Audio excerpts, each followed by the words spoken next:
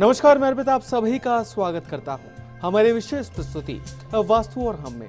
दर्शकों, हर हफ्ते लेकर आते हैं हम आपके लिए कुछ खास जो कि आप सभी के लिए उपयोगी हो। इस बार भी कुछ वास्तु टिप्स के साथ रहेंगे हम आप सभी के साथ हमारी इस विशेष प्रस्तुति वास्तु और हम में।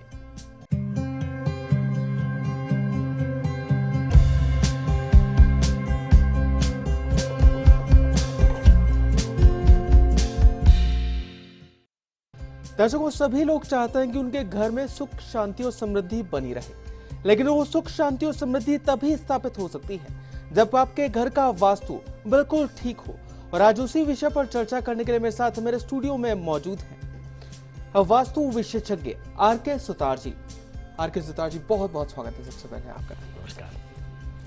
मैं आपसे सबसे पहले जानना चाहता हूँ कि बहुत बार होता है कि लोग बहुत से वास्तु विशेषज्ञों के पास जाते हैं और सलाह लेते हैं, लेकिन ये कैसे मालूम किया जाए कि वो जो सलाह दे रहे हैं वो सच में कारगर साबित होगी या नहीं होगी?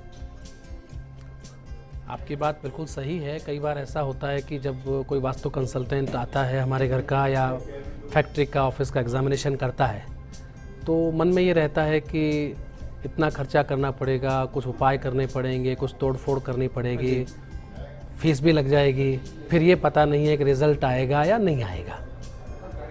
तो ये एक स्वाभाविक जिज्ञासा है और इसका पता पहले किया जा सकता है। और उसका तरीका ये है कि जो भी कंसल्टेंट जिनसे आप सलाह ले रहे हैं वो आपका घर देख के, भवन देख के, उसका एग्जामिनेशन करके अगर ये बता देते हैं कि इस घर में या भवन में ये प्रॉब्लम्स हैं, तो तय बात है कि वो एस्ट्रोलॉजर नहीं है, वास्तु कंसल्टेंट है। और अगर वो बताते हैं तो इसका मतलब ये है कि उन्होंने कोई ना कोई बनावट का दोष देखकर ही बात बताई है। अगर वो बात मैच होती है तो इसका मतलब उन्होंने सही डायग्नोस किया है। इसका दूसरा मतलब ये है कि अब वो जो बनावट का दोष है उसको दूर करेंगे तो ठीक भी हो जाएगा। 100 में से 1%, 2% मामलों में ऐसा होता है कि वो जो बताते हैं वो मैच नहीं करता। अगर वो मैच नहीं करता तो उसके 2 कारण हो सकते हैं। पहला, कैलकुलेशन में मानवीय भूल हो सकती है, तो वो रिव्यू करेंगे बजाय इसके कि सीधे सीधे ये कह दें कि अच्छा ठीक है, इसको हटा लीजिए, सीढ़ियाँ हटा दीजिए, बदल दीजिए। भूल किसी से भी हो सकती है, वो रिव्यू करेंगे। 1% संभावना ये थी।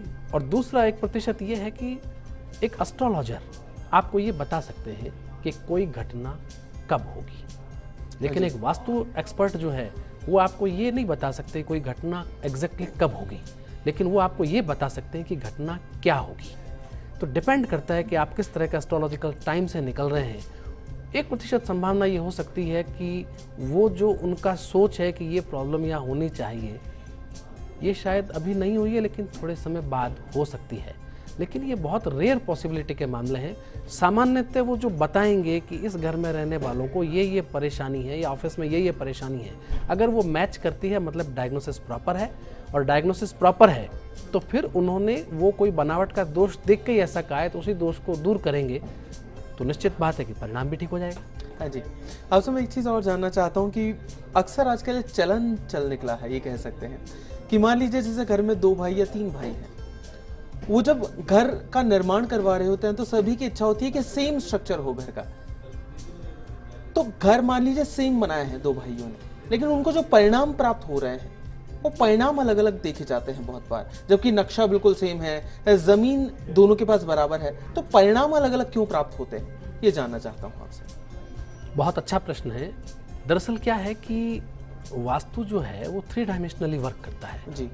नक्शा जो भी होता है वो 2 डायमेंशनल है, उसके अंदर लंबाई और चौड़ाई तो है, ऊंचाई नहीं है जी। जबकि कोई बिल्डिंग है उसके अंदर ऊंचाई भी है, पहली चीज। तो कोई भी विज्ञान अगर है तो 3 डायमेंशनली वर्क करता है जी। दूसरी बात यह है कि 2 भाइयों ने, जैसा कि आपने अभी पूछा कि बराबर मकान बनाए, वही वास्तु कंसल्टेंट, वही नक्शा, वही सब कुछ, वही दिशा, सब कुछ है, लेकिन दोनों को मिलने वाले परिणामों में अंतर है जी। तो ये जो अंतर है, इस अंतर के 3 कारण हैं। पहला कारण, दोनों का अपना अपना प्रारब्ध, अपना अपना भाग्य है। एग्जैक्टली सेम रिजल्ट दोनों को मिले जरूरी नहीं है जी। दूसरा कारण, वो जो बिल्डिंग बनी तो केवल, जैसे मैंने निवेदन किया कि केवल नक्शा ही वास्तु नहीं है, नींव किधर से खुदे, किधर से नींव की भराई हो, किधर से चिनाई हो, किस तरह से किस तरफ क्या चीज़ें बनती हुई आगे बढ़े, उसका एक सर्टेन एक ऑर्डर होता है, एक निश्चित प्रक्रिया होती है। अब मान लीजिए किसी एक मकान को बनाते समय जाने या अनजाने में उस प्रक्रिया का पालन हो गया ज़्यादा, किसी दूसरे में कम हुआ, तो बनने के बाद तो दोनों मकान एक ही जैसे लगेंगे। आज मान लो हम जहाँ बैठे हैं तो हम इसको अभी ये नहीं बता सकते कि इसमें से पहले कौन सी दीवार बनी थी, बाद में कौन सी दीवार बनी थी। और जिसमें भी वो पालन ज़्यादा हो गया उसके रिजल्ट 21 हो जाएंगे, नक्शा सेम होने पर भी। तीसरा महत्वपूर्ण कारण ये है कि लोग नक्शे को ही वास्तु मानते हैं। पहला तो हुआ भवन की प्रक्रिया और प्रारब्ध। तीसरा ये भी हुआ कि अंदर का इंटीरियर कैसा है, रंग कैसे किए गए हैं, किसको कौन सा कक्ष दिया गया है। बहुत सी ऐसी छोटी छोटी बातें जिनके बड़े बड़े रिजल्ट हैं जी। और अमूमन हम लोग ये गलती करते हैं, हमको लगता है कि अच्छा ये बन गया तो हो गया, तो ऐसा नहीं होता। इस कारण से क्या होता है कि लगता ये है कि दोनों मकान एक जैसे हैं, लेकिन रिजल्ट में फ़र्क है। इसका मतलब ये हो गया कि शायद ठीक है, अब भाग्य की बात है। भाग्य की शुरुआत वहाँ से होती है जहाँ से हमारी कोशिशें पूरी हो जाती हैं। हमारी कोशिश में ही कमी रह गई है तो फिर दोनों को रिजल्ट एक जैसे नहीं मिल पाते। जी, लेकिन आपसे जानना चाहता हूँ, अगर मान लीजिए कोई भी व्यक्ति अपने घर का निर्माण कर रहा तो किन किन बातों को उसे विशेष तौर पर ध्यान रखना चाहिए वास्तु के अनुरूप, जो मोटी मोटी बातें होती हैं? क्योंकि एक विशेषज्ञ ही होता है, वास्तु विशेषज्ञ ही वो व्यक्ति है जो बारीकी से अध्ययन कर सकता है, लेकिन कुछ वो मोटी मोटी बातें जो आम आदमी भी बता सकता है। देखिए, सवाल जितना सरल है जी, जवाब उतना ही ज़्यादा कठिन है।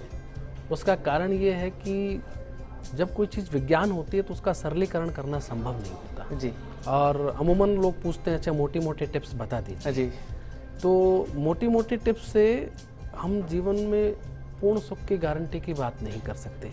कुछ स्थायी सत्य होते हैं, नो डाउट, कि जैसे मान लीजिए कोई भी मकान है, कितना ही अच्छा बने, लेकिन अगर उसका एक बेडरूम साउथ वेस्ट या वेस्ट में नहीं बना हुआ है जी, और अगर एक ही दंपत्ति घर में रहता है तो दाम्पत्य सुख जो है उसमें कमी होना स्वाभाविक है जी। ऐसी बहुत सी चीज़ें हो सकती हैं।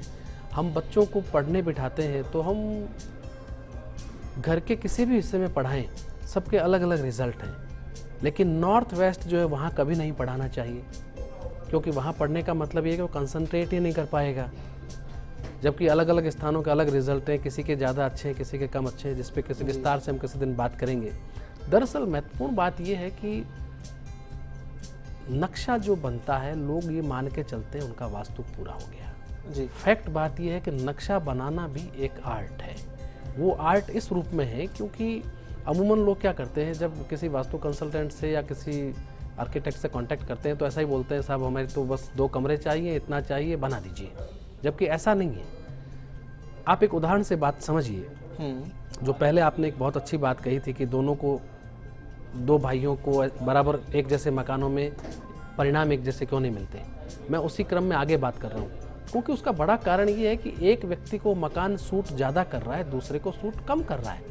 अब आप ये कह सकते हैं मकान भी भला कोई सूट करने की चीज़ होती है, तो उसको मैं एक उदाहरण से आपको बताना चाहता हूँ कि मान लीजिए हम 3 लोग हैं। अभी अगर हम बाजार जाते हैं और हम बोलेंगे कि साहब हमको टी-शर्ट लेनी है, तो हमको ये कहा जाएगा कि भाई ठीक है, आप एक्सेल साइज़ की टी-शर्ट पहनिए। और क्या होगा, किसी एक को वो बिल्कुल सही आएगी, किसी को थोड़ा सा लूज होगा, किसी को थोड़ा सा टाइट होगा। लेकिन अगर हम ये चाहते हैं कि हर व्यक्ति को एग्जैक्ट फिटिंग वाला टी-शर्ट हो तो उसके लिए हमको उसको सिलवाना पड़ेगा। मकान के साथ भी ऐसा ही है। हम उसका नक्शा जब बनाते हैं तो ऐसे ही प्लान करके बना सकते हैं। उसका तरीका क्या है, कस्टमाइज मैपिंग कर सकते हैं, कस्टमाइज वास्तु हो सकता है। तो उसका तरीका ये कि सबसे पहले मान लीजिए आप मेरे पास आए तो मैं आपसे पूछूंगा, अच्छा ठीक है आप रिक्वायरमेंट तो बताइए, लेकिन अर्पित जी साथ में ये भी बताइए कि इस घर में रहने वाले लोग कौन कौन होंगे, उनकी संख्या क्या है, हर एक की उम्र क्या है, हर एक का स्वभाव क्या है। ऐसे खूब सारी चीज़ें। मान लीजिए पुराना मकान मैंने आपका देखा है तो हो सकता है कि मैं खुद ही आपको बता दूंगा कि आपके इस घर में ये समस्याएं हैं। लेकिन जब नया बना रहे और मैं आपको नहीं जानता तो मैं आपके बारे में कुछ नहीं जानता, तो मैं हर एक व्यक्ति के बारे में पूछूंगा, इसका स्वभाव कैसा है, गुस्सा ज़्यादा आता है, कम आता है, एंग्जाइटी का लेवल क्या है, कॉन्फिडेंस कैसा है, रोग है क्या, परेशानी है कैसे। अब जब नक्शा बनाएंगे तब क्या करना पड़ेगा, ये कस्टमाइज कैसे होगा, उसको आप बहुत समझिए। बड़ी रोचक बात है आपके लिए भी और हमारे दर्शकों के लिए भी। वो रोचक बात ये है कि मान लीजिए हम 30 बाई 60 में एक मकान बना रहे हैं। जब उस प्लॉट के ऊपर बिल्टअप एरिया पे डायरेक्शन सुपर इम्पोज करेंगे तो एक डायरेक्शन को मुश्किल से 8, 7, 10 फीट जगह मिलने वाली है। और आप ये समझिए कि जैसे मान लीजिए ईशान है, नॉर्थ ईस्ट है, तो हम नॉर्थ ईस्ट में क्या क्या कर सकते हैं। हम नॉर्थ ईस्ट में पूजा बना सकते हैं, पानी का अंडरग्राउंड वाटर टैंक बना सकते हैं, पोर्च बना सकते हैं, पार्क बना सकते हैं, गेस्ट रूम बना सकते हैं, ड्राइंग रूम बना सकते हैं, बच्चों के पढ़ने का कमरा बना सकते हैं, फाउंटेन लगा सकते हैं, बेसमेंट बना सकते हैं। लेकिन वो जो 8-10 फीट की सीमित जगह उस दिशा को मिल रही है, क्या इसमें सारी चीज़ें की जा सकती हैं? नहीं कर सकते। जी। जब वो सारी चीज़ें नहीं कर सकते तो इसका मतलब ये हुआ कि नक्शा बनाते समय कुछ चीज़ों को हमको फर्स्ट बेस्ट में रखना है, कुछ चीज़ों को सेकंड बेस्ट में रखना है, कुछ को थर्ड बेस्ट में रखना है, गलत कुछ भी नहीं करना।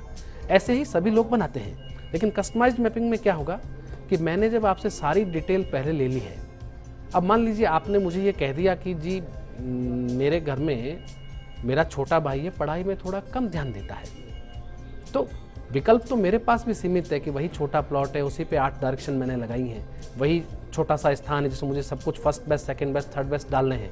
लेकिन मैं क्या प्रिकॉशन लूँगा कि आपके छोटे भाई से रिलेटेड जो डायरेक्शन है उसको फिर मैं फर्स्ट बेस्ट ही चलाऊँ, सेकंड या थर्ड बेस्ट क्यों चलाऊँ, ताकि उनकी जो उपलब्ध प्रतिभा है उसका अधिकतम उपयोग किया जा सके।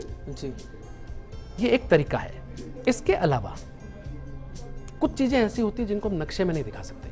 जी। जैसे मान लीजिए आपने मुझे कह दिया कि मुझे गुस्सा बहुत ज़्यादा आता है, तो मैं ये कह सकता हूँ कि ठीक है आपका कक्ष हम अमुक दिशा में रखेंगे। आप कहेंगे नहीं थोड़ा ज़्यादा ही आता है, तो मैं कहूँगा अच्छा ठीक है कक्ष में हम रंग करेंगे, कलर करेंगे, तब ये प्रिकॉशन लेंगे, इस तरह का कलर करेंगे। आपने कहा नहीं सर आप थोड़ा सा और ज़्यादा समझिए, थोड़ा ज़्यादा ही आता है, तो मैं कहूँगा अच्छा आप एक काम करें, चांदी के गिलास में पानी पीना शुरू कर दीजिए। फिर आप अगर संकोच से मेरे को ये बोलते हैं कि सर मैन हैंडलिंग तक की स्थिति हो जाती है, इतना गुस्सा आता है, तो मैं आपसे कहूँगा ठीक है आप एक काम कीजिए कि सोते समय सिर सप्ताह में 5 दिन दक्षिण में रखें, 2 दिन पूर्व दिशा में रखें, और मैन टू मैन डिपेंड करता है अंदर कितना गुस्सा भरा हुआ है जी। लेकिन 2 महीने से लेकर अधिकतम 1 साल के अंदर पूरी तरह आप शांत हो जाएंगे। जी।